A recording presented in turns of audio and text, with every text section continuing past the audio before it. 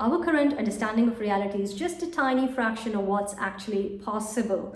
The way we experience life right now is only one stage of a much deeper journey of consciousness, one that enlightened beings, Sufi mystics to Zen masters, prophets, and saints have been mapping for centuries. There are hidden layers of awareness that most people never reach simply because they don't even know they exist and because they have not fine-tuned their consciousness to that way of being. But today we are going to change that. In this video, I'm breaking down stages of consciousness development, not in a textbook way, but in a way that truth seekers and ascended masters have described it. And I'm warning you, some of these insights will completely shift the way you see yourself and the world. Stage number 1 is the sleepwalker stage, the unconscious living. Most people die before they're born. Osho said that. The first stage is where most people live their entire lives. In this stage, consciousness is mechanical.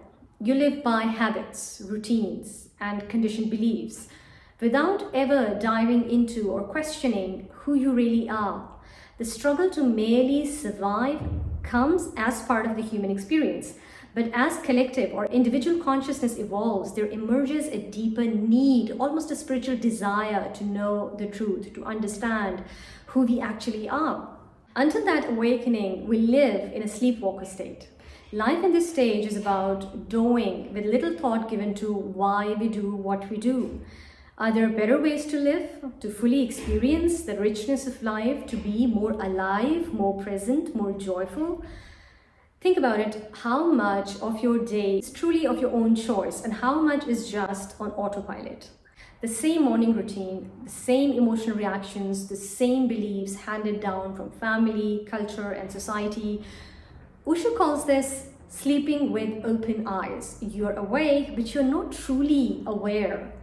You are simply reacting to life, its demands, its hostilities. In this stage, you want things so badly, and that wanting gives you a sense of being alive and moving forward. But this stage is much like being on a hamster wheel. As you age, your wants evolve into what you perceive as bigger or better things. The toys get bigger, a larger house, a flashier, bigger car, a growing bank account. And don't get me wrong, there is absolutely nothing wrong with desiring those things. In fact, it's a good sign. It reflects growth mindset.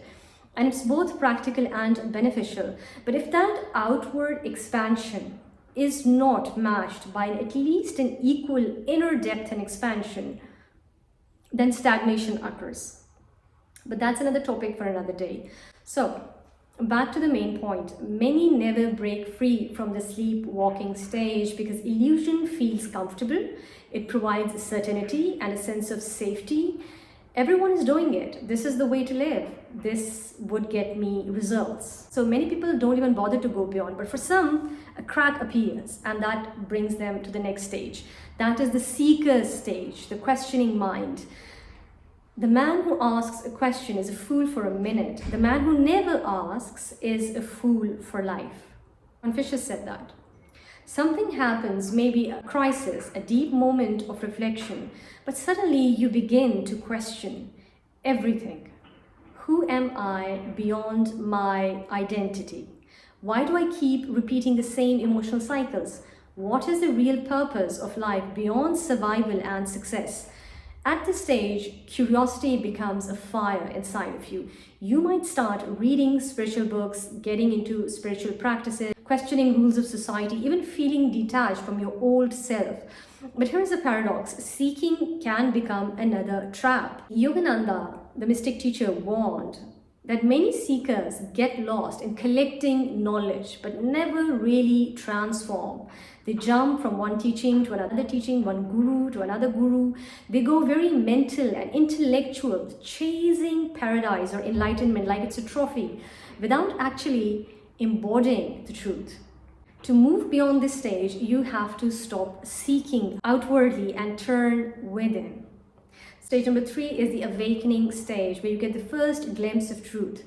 One day you wake up and realize that everything you were looking for was already within you. This stage isn't an intellectual understanding, it's an experiential understanding. It's an experience. You may have your first real moment of stillness where your mind goes silent, and for a brief second you feel something beyond words, a deep presence, a knowing, a connection to something vast, boundless. This is what Zen masters call satori, a sudden flash of enlightenment. Now, it's not permanent, but it's enough to change you forever. You start to see how thoughts are just thoughts, not who you are. You notice how reality is not as solid as you once believed it is. You realize that happiness was never outside of you. It was covered by the noise. But here is where many people get stuck. They taste awakening, but they still identify with their ego. They get lost in labels. You see, I'm a light worker, I'm a chosen one, I'm awakening, I'm enlightened. All such labels are merely delusions of the mind. The truth is, you are nobody. I'm nobody. This is just cosmic consciousness expressing itself through you and through me. And the more you keep your mind out of the equation, the better off you will be on this journey. Labels shrink you. The more you define yourself, the smaller you become. Your truth is grand. I mean, you are eternal. You are not your definitions, your labels, your opinions. So to go further, you must let go even of this idea of yourself, your identity. Stage number 4 is the surrender stage, letting go of ego control. Unless a man surrenders, he cannot know the infinite. Mana Maharshi said that. In this stage, you start seeing the ego for what it really is. A collection of stories, attachments, illusions. You begin to surrender the need to control everything, the need to be someone, your image, your achievements, and that includes your spiritual progress and identity. But this is terrifying because the ego wants to cling to something. But when you truly let go, something incredible happens. You move from effort to flow. Instead of forcing life, you trust it. Instead of chasing love, you become it. Instead of trying to awaken, you realize that you were never separate from awakening in the first place. Instead of trying to fix others, you realize that everybody is just as divine as you are. So surrender is not about physical death, it is about the death of the false self. Stage number 5 is the embodiment stage, living as awareness. So enlightenment is not about achieving something, it's a natural state that was always there, waiting to be remembered.